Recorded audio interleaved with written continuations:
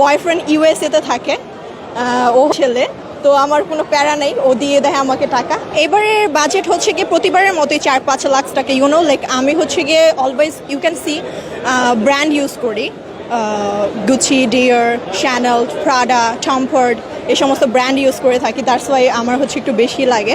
And আমি family person, সবার জন্যই শপিং করব, আমার ছোট ভাই, দেন ভাগিনা, বোন, দুলা ভাই, সবার জন্য। তুমি আমি ইউএসএ বসে ঘাটতে ঘাটতে শেষ হয়ে যাই, আর তুমি ওই বাংলাদেশে গিয়ে ফুটানি শোনাও। তুমি ওই কালের কন্ট্রোল বেডার লাগে বক্কর ইন্টারভিউ লওয়া।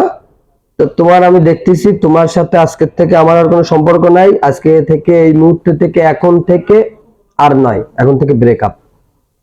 এরপরে তোমার দায়ভার আমার আর নাই।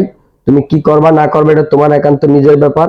আর সকলের উদ্দেশ্যে বলতেছি, আমার সাথে তার সাথে এমন কোনো কিছু হয় নাই যে তার সাথে আমার বিয়ে করতে হবে, যে বিয়ে করা ফরজ হয়েছে। ফেসবুকে পরিচয়, রিলেশনে ছিলাম, এই মুহূর্তে আমরা ব্রেকআপ করতেছি। আর নতুন যদি কেউ থাকেন এরকম যে আপনার ইউএস এর বয়ফ্রেন্ড দরকার, তাহলে যে আমার সাথে যোগাযোগ করতে পারেন, আমার ইনবক্সে নক দেবেন। ধন্যবাদ।